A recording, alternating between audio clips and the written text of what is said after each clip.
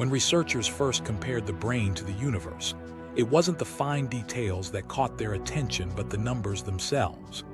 Inside the human skull, neurons form dense networks numbering in the tens of billions. Across the observable cosmos, galaxies cluster into filaments that, surprisingly, also fall on the order of 100 billion. The measured scale is very different. The brain occupies centimeters. The cosmic web stretches tens of billions of light years. Yet both systems converge on the same order of magnitude for their primary building blocks. By 2025, newer datasets added strength to these comparisons. Neuroscientists advanced large-scale connectome mapping, while astrophysicists released deeper galaxy surveys and more realistic simulations. Together, the datasets validated that the Neuron galaxy match is not exact in count, but does consistently remain on the scale of 10-11 nodes. The similarity becomes more striking once we carry the comparison past raw counts to include the way these nodes link together. Neurons communicate through electrochemical signals, strengthening or weakening connections based on activity across countless synapses. Galaxies, meanwhile, connect through gravity, tracing filaments of dark matter and gas that channel matter through space over cosmic time. The MyCRON's Consortium's 2025 release illustrates how far the brain side of this effort has progressed.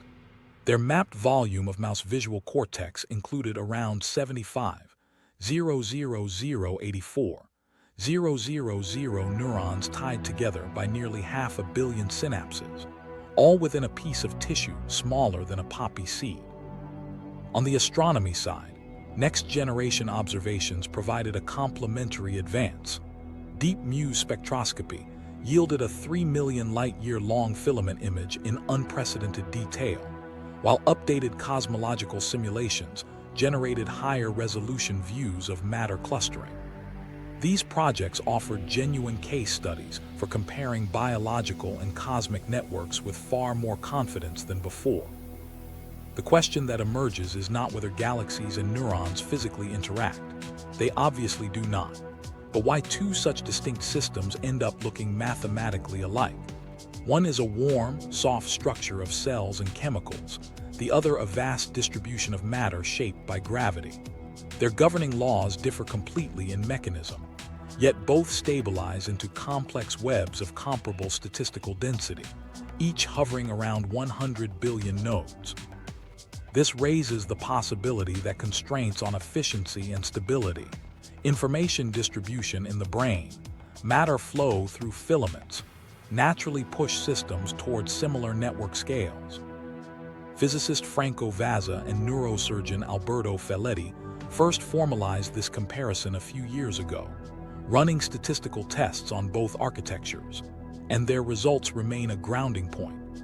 Despite being separated by about 27 orders of magnitude, the two networks share the same morphology and clustering patterns when analyzed by spectrum and connectivity. The 2025 refinements pushed these analyses further. Layered imaging methods clarified how clusters in brain tissue form and reorganize over time, solidifying neuron number ranges rather than producing radical revisions.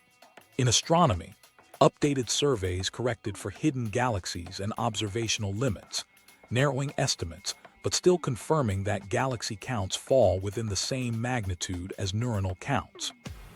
At this level, it becomes less about exact agreement and more about robust categories.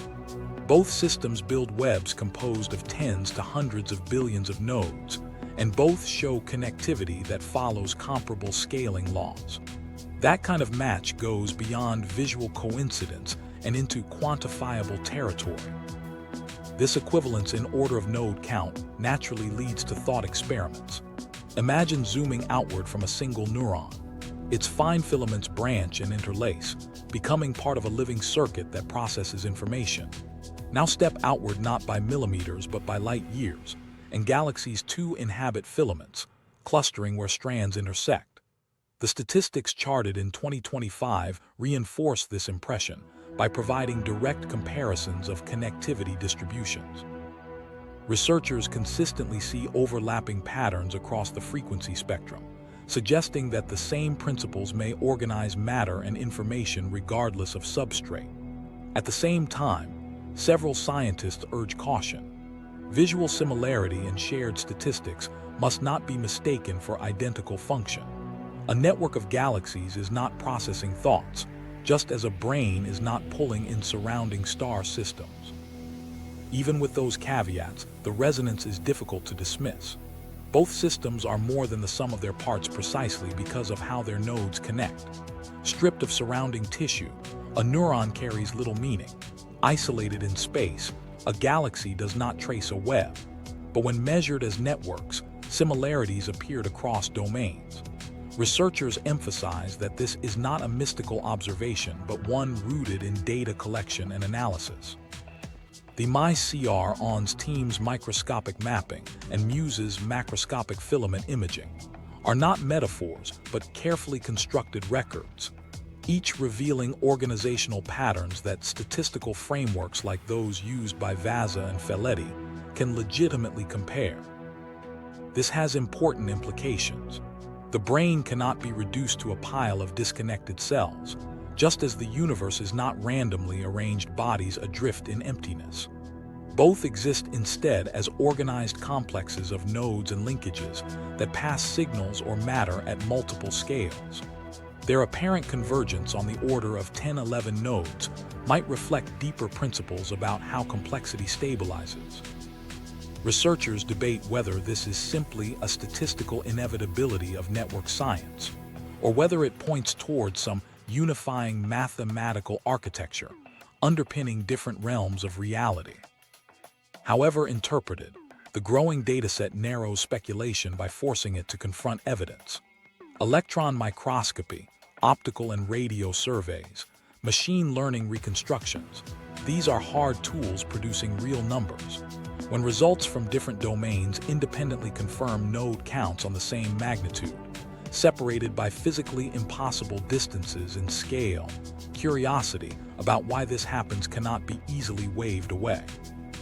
A neuron is not a galaxy, but the fact that their networks echo in both number and form means something about structure and constraint is at play.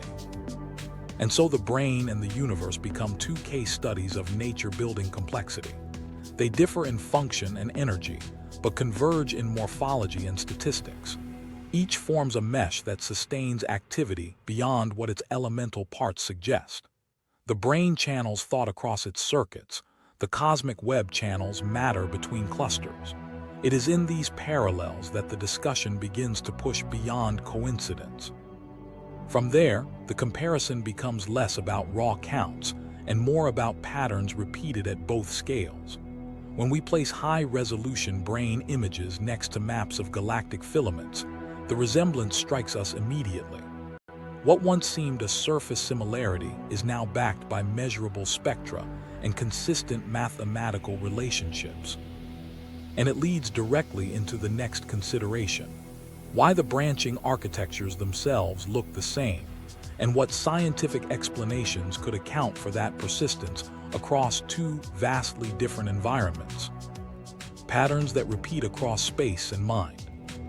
When scientists turned their attention to repeating forms across biology and cosmology, they were not looking for vague resemblances but testable patterns. At first glance, the branching of neurons in the brain and the filaments of galaxies across the universe do look alike, but the real interest comes from measuring whether these systems share the same statistical behavior.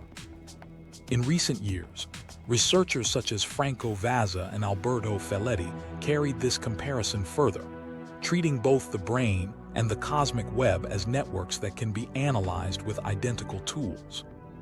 The critical shift in 2025 was moving away from the casual observation that both look like webs toward using power spectrum analysis and network metrics. This approach quantifies how structures repeat at different scales, producing curves that summarize connectivity, clustering, and distribution. For the brain, datasets came from increasingly fine-grained cortical maps that trace neuronal wiring in 3 dimensions. For the universe, Astronomers relied on high-resolution surveys and simulations of large-scale structure. When these curves were compared side by side, both systems displayed remarkably similar slopes in their power spectra and echoed one another in network measurements such as clustering coefficients and degree distributions. What this means is that both networks distribute complexity in the same statistical way. Neurons cluster into microcircuits, which then link into larger cortical assemblies. Galaxies aggregate into groups, which themselves belong to superclusters interconnected by filaments. The mathematics that describes this layering follows nearly identical rules, despite the systems being separated by almost 30 orders of magnitude in scale. Importantly, the similarity does not show that the universe thinks like a brain, but it does demonstrate that both rely on the same scaling law. This excludes the argument that the likeness is coincidental surface imagery. It is not about appearance. It is about mathematics recurring in two very different physical domains. Later in this video, we will place those spectral curves side by side to show visually what this numerical alignment looks like and what it does not imply. For a long time, many scientists dismissed the resemblance as accidental. After all, biological growth follows chemical signaling and genetic coding, while cosmic evolution comes from gravitational pull and expanding spacetime. But once statistical signatures started to align, the dismissal grew less convincing. Power spectrum results reveal how roughness or clustering emerges across multiple scales. If neurons and galaxies both scale in the same way, then shared principles are shaping otherwise unrelated processes.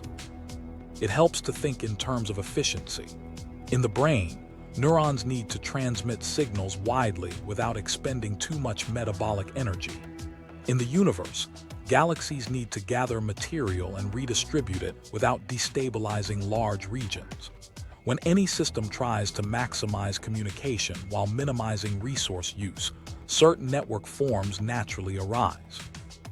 That principle is known in many fields as small world efficiency, and both the cerebral cortex and the cosmic web appear to converge on it. Power spectra and network statistics now show that this is not just a striking metaphor, it is a repeatable outcome across scales. To illustrate the point further, imagine two unrelated languages developed independently in isolated regions. At a glance, their alphabets look different, yet when linguists measure frequency distributions of words, sentence lengths, and grammar patterns, both languages align in ways that suggest shared constraints. No one would conclude that the languages are communicating the same message, only that the rules governing efficient communication pull them in similar directions. Something like that seems to be happening between neural tissue and cosmic structure, separate processes producing results guided by comparable mathematical pressures. Computational methods have strengthened these insights. Neuroscientists used supercomputers to catalog the intricate web of cortical neurons, producing massive data blocks that could be re-rendered into spectral diagrams. At the same time, astrophysicists advance simulations that recreate cosmic evolution under the laws of physics, also producing spectral diagrams. When the two sets of data were placed alongside one another, the slopes of their power spectra lined up in a way that exceeded expectation. This is the heart of the Vasa and Felitti work, and the reason their findings attract attention. The brain and the universe appear to fall under the same category of network geometry. This conclusion does not mean the systems perform equivalent functions. A neuron has signaling roles, while a galaxy has gravitational ones. The important finding is that both avoid randomness or unlimited branching. Instead, they stabilize into networks optimized for balance between connectivity and cost.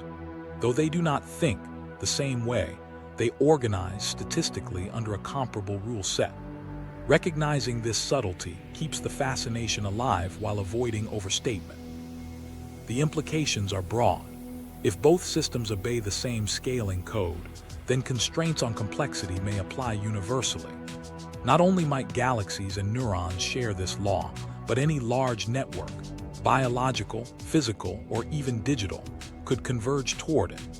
Some computer scientists suspect engineered networks like artificial intelligence systems may fall into the same category.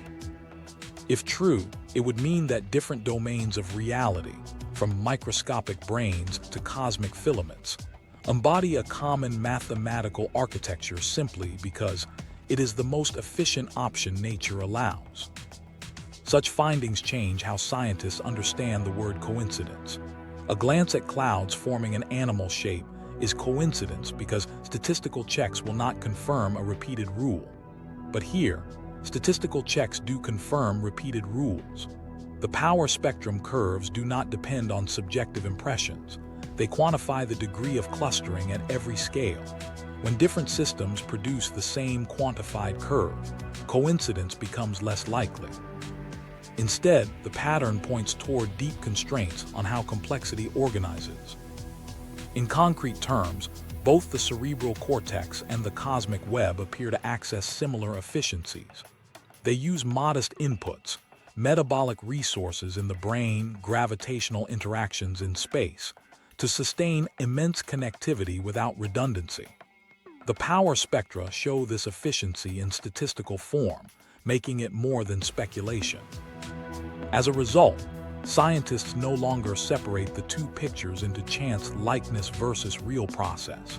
They treat them as separate domains manifesting a shared scaling principle.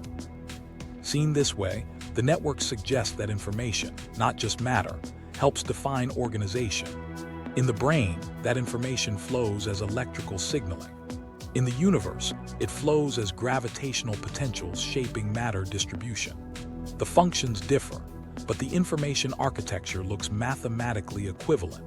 For scientists, this opens the possibility that organizational laws extend well beyond what biology or cosmology alone can explain.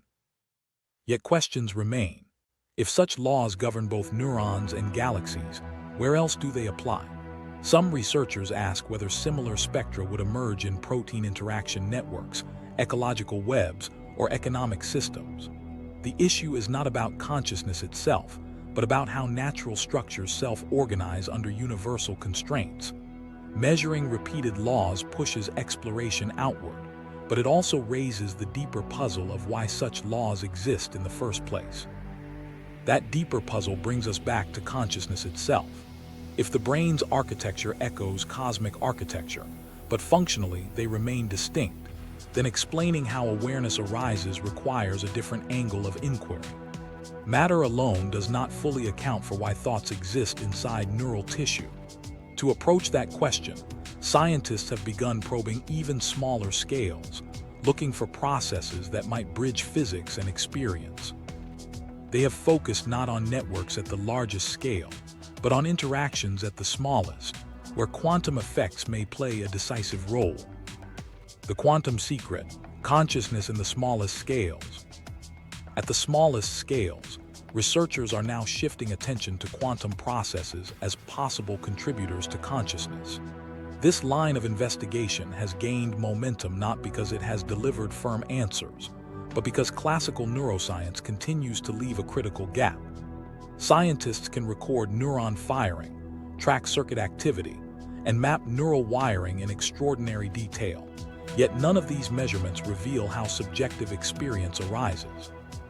For some, the limits of purely classical explanations justify looking at quantum mechanics as a possible additional layer that could shape awareness. Others remain unconvinced, warning that the brain is too warm and noisy to sustain delicate quantum effects. This question lies at the center of what philosopher David Chalmers termed the hard problem of consciousness. Describing neural activity is not the same as explaining why activity comes with an inner feel. From a physical standpoint, stacking atoms together should only result in ever more sophisticated machines. Yet human brains produce thoughts, sensations, and self-awareness. To some, this suggests missing ingredients in our models of mind. It is in this gap that quantum theories of consciousness have positioned themselves, not as proof, but as testable alternatives to purely classical accounts. Emerging evidence in 2025 does not resolve the argument, but does show that quantum biology might be more resilient than once believed. For decades, physicists assumed quantum coherence, where states exist in delicate superpositions, would collapse instantly in warm biological environments. Surprisingly, experiments in photosynthesis and bird navigation demonstrated that quantum effects can persist inside living systems long enough to play a functional role. These precedents opened the door for speculation that similar processes could exist in neurons, perhaps influencing how information is combined into unified experience. Several concrete research programs now experiment with ways to test this. One historically prominent proposal is the Orchor model developed by Roger Penrose and Stuart Hameroff in the 1990s. They suggested that tiny structures inside neurons, called microtubules, might sustain quantum states long enough to affect consciousness. Mainstream scientists criticized the idea heavily, pointing out that thermal noise should overwhelm such coherence. Even today, the Orchor hypothesis remains controversial, yet its persistence as a research question underscores how unresolved the issue is. While not accepted as established science, it frames a starting point for designing experiments that probe whether quantum events scale up into awareness. More recently, neuroscientist Christoph Koch collaborated with researchers at Google Quantum AI, exploring whether entangled qubits could one day be used to test how brain signals might interact with quantum states. In an interview, Koch made clear he was open to the idea that quantum mechanics contributes to consciousness, but also skeptical, emphasizing how technically difficult it would be to detect such faint effects in the noisy background of biological tissue. He proposed designing experiments that would measure whether neural systems can induce or interact with entanglement, though he acknowledged these remain ambitious projects for the future rather than present-day results. Another experimental clue comes from anesthesiology. Several teams studying xenon, a noble gas used as an anesthetic, have found differences in effectiveness between isotopes of xenon. These variations are difficult to explain using purely classical chemistry, leading some to suggest that subtle nuclear or quantum properties might help suppress consciousness. While the findings are preliminary and hotly debated, they provide a rare case where consciousness, medical practice, and quantum physics intersect. Researchers continue to refine these experiments in hopes of confirming whether genuine quantum processes are at play. Despite this growing body of work, critics remain cautious. Physicist Max Tegmark and others have argued for years that maintaining useful quantum states in neurons is implausible, as decoherence should occur almost instantly. Many neuroscientists agree and view consciousness as an emergent property of classical information integration rather than quantum processing. Between advocates proposing bold mechanisms and skeptics demanding firmer evidence, the debate stays alive but unresolved. Still, intriguing parallels keep researchers at the table. Quantum biology has already changed how scientists view photosynthesis. Energy transfer within plant cells uses interference effects to maximize efficiency. Birds appear able to sense Earth's magnetic field through entangled radical pairs in their retinas. These examples prove that life does sometimes leverage quantum states even under noisy conditions.